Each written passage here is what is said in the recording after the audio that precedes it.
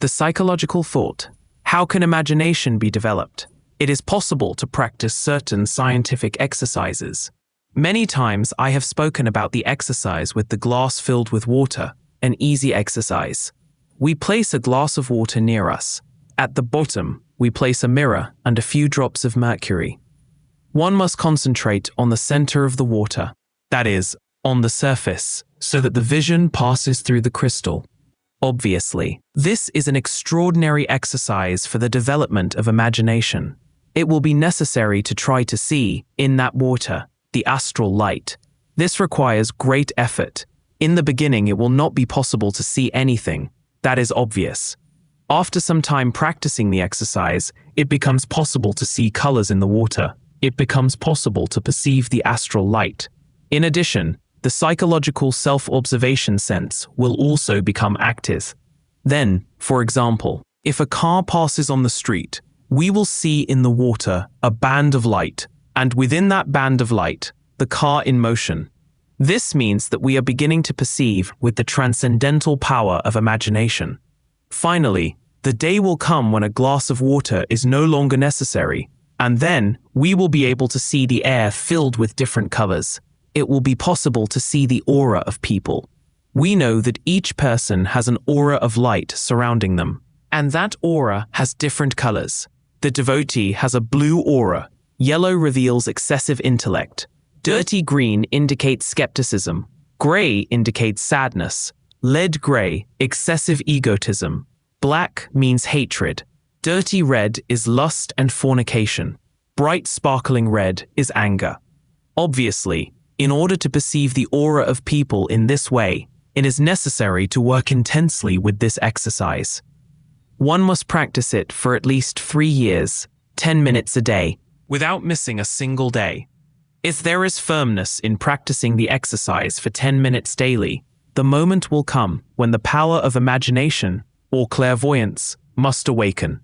However, this is not the only exercise for the development of this power. Something more is necessary. Meditation. Sitting comfortably on a sofa with a relaxed body, or lying in bed with the head oriented toward the north, imagine a seed, for example, a rose seed carefully sown in black, fertile soil. Imagine sprinkling it with pure water, and while carrying out this transcendental process of imagination, visualize its growth. How the sprout emerges from the stem, how it grows marvelously, and how finally branches and leaves appear. Imagine those branches fully covered with leaves, and a flower bud forming, then opening completely, the rose. In the Manteya state, as the initiates of Gnosis used to call it, we will eventually reach the point where we truly feel within ourselves the aroma that escapes from the red and white petals of the precious rose. The second part of the work with imagination is the visualization of the process of death that exists in all things. One can imagine how the aromatic petals fall one by one, withered, how the branches that were once strong become, after some time, a pile of dry sticks, and finally, how the hurricane winds drag away all the leaves and branches. Profound meditation on the process of birth and death present in everything, practiced continuously and daily, will eventually bring us the deep inner perception of what we call the astral world.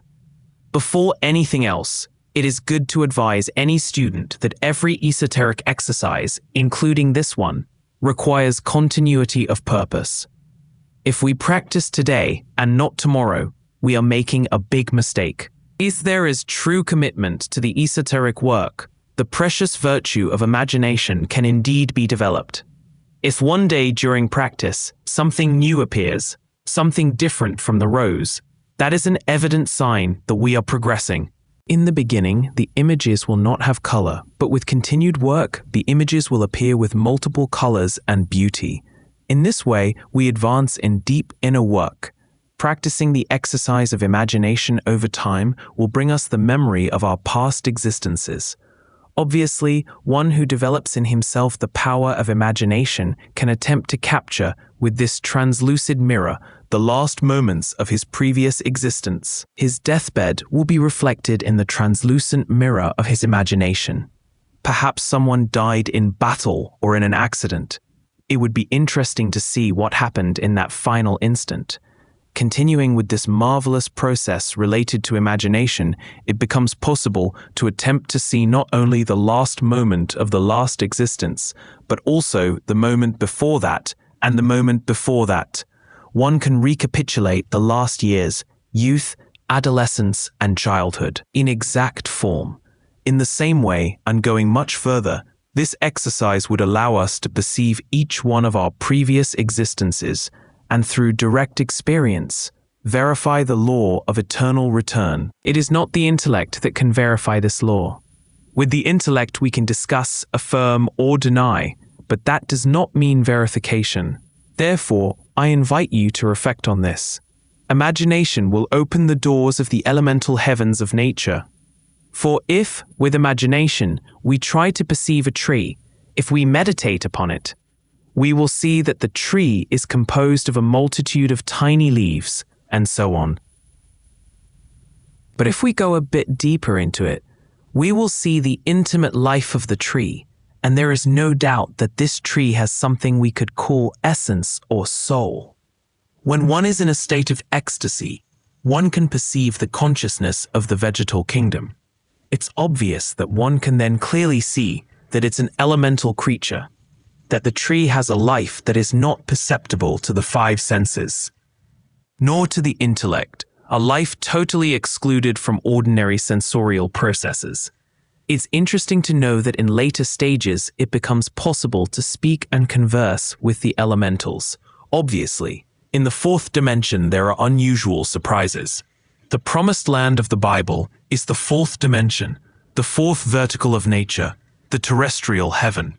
Certainly, the promised land, where rivers of pure water of life flow, where milk and honey flow, is the fourth dimension of our planet. Creative imagination is the soul's mirror, and its development through esoteric methods will lead to the verification of what I am saying here.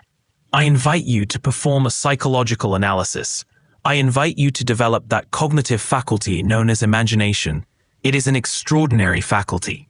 Creative imagination allows one to know, by direct experience, that the earth is a living organism. I remember now the Neoplatonic affirmation, the soul of the world is crucified upon the earth.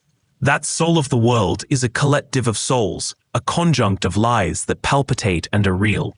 For the Hyperborean peoples, the volcanoes, the deep oceans, the metals, the profound mountain precipices, the hurricane winds, the fire, the stones, the trees, were the very body of the gods.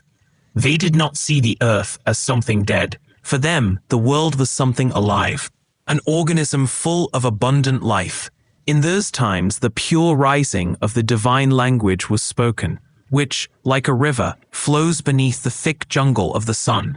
They knew how to play the lyre, and the strangest symphonies were played upon it. The lyre of Orpheus had not yet fallen to the ground and shattered. Those were other times, the epoch of ancient Arcadia, when the gods of the dawn were venerated, when every birth was celebrated with extraordinary mystical festivals. If you develop the powers of imagination efficiently, you will not only be able to remember your past existences, but also verify for yourselves what I am explaining didactically. Imagination by itself is the first stage. A second and more elevated stage will lead us to inspiration. This faculty allows us to speak face-to-face with any particle of elemental life. Inspiration allows us to feel within ourselves the heartbeat of every creature. Let us imagine once again the practice with the rose plant. If after the practice, after meditating on the process of birth and death, when the petals and branches of the rose have already disappeared, we want to know something more, then we need inspiration.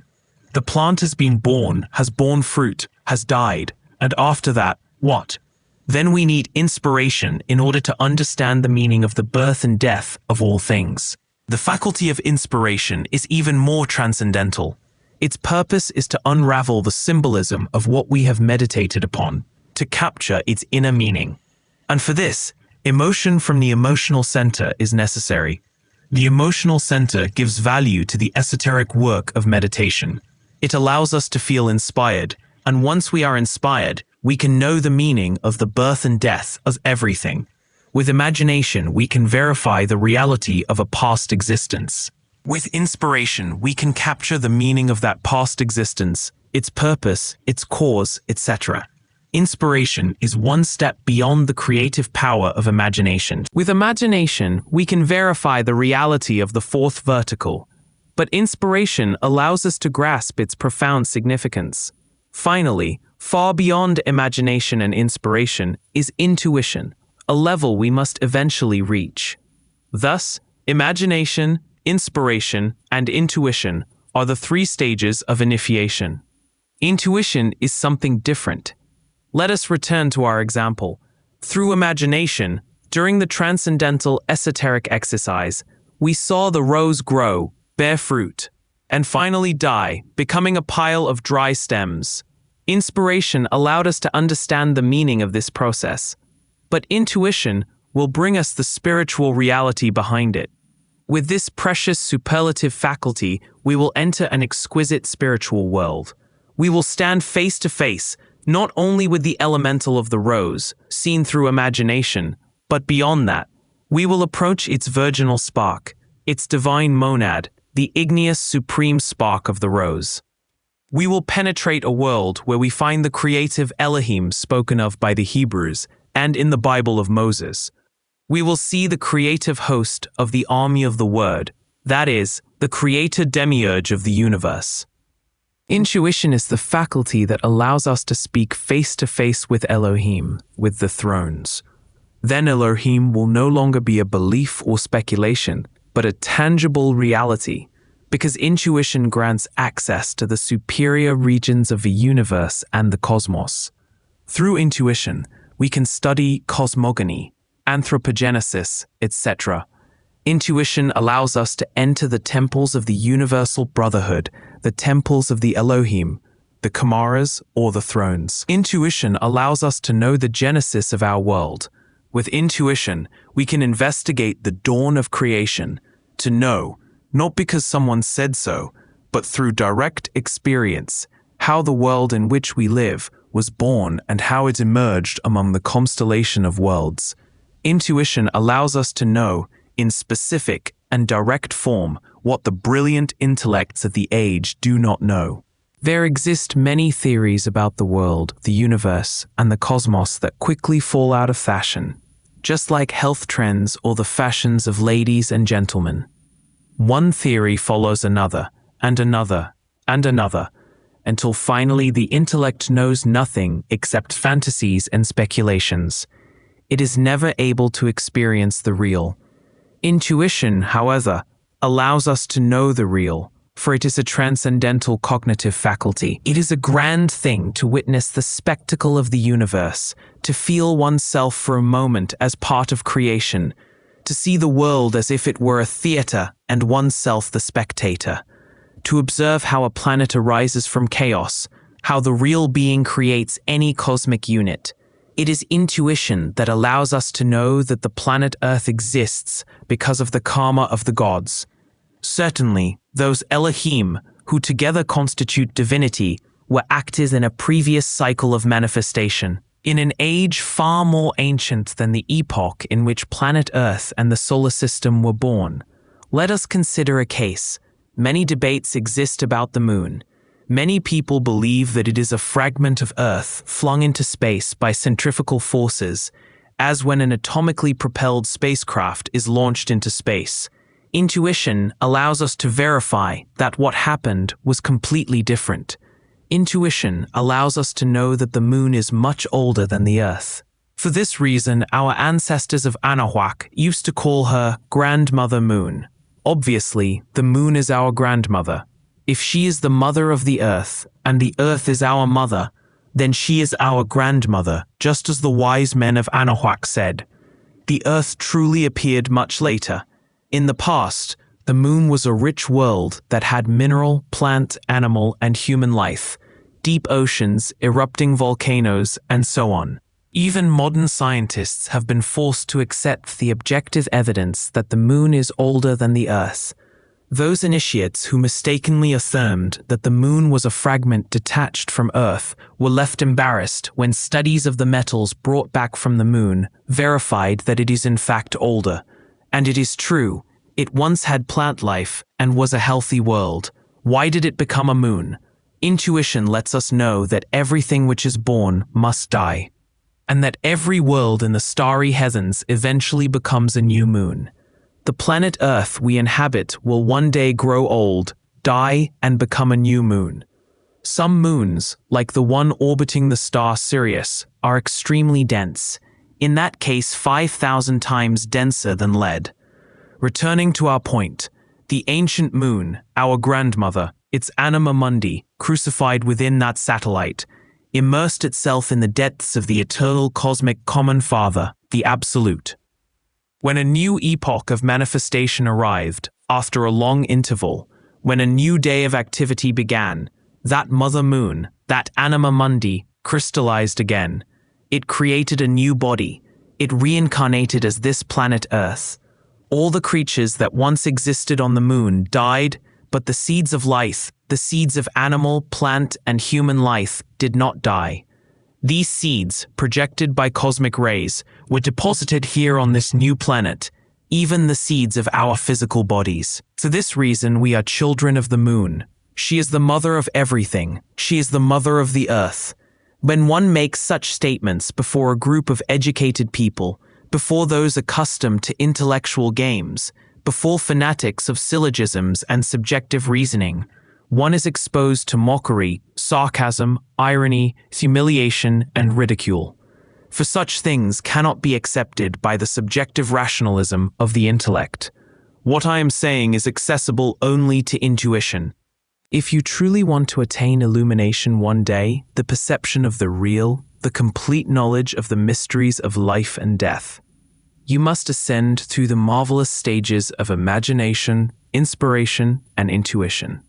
Rationalism can never deliver us to that point, to those deep inner experiences. In no way are we speaking against the intellect. We only want to clarify its function, and that is not a crime. Undoubtedly, the intellect is useful within its proper sphere. Outside its sphere, I repeat what I said earlier, it is useless. But if we become fanatics of the intellect and reject the idea of ascending through the stages of imagination, we will never achieve psychological thought. And whoever does not know how to think psychologically remains trapped in the sensory psychic field and may even become a fanatic of Marxist dialectics.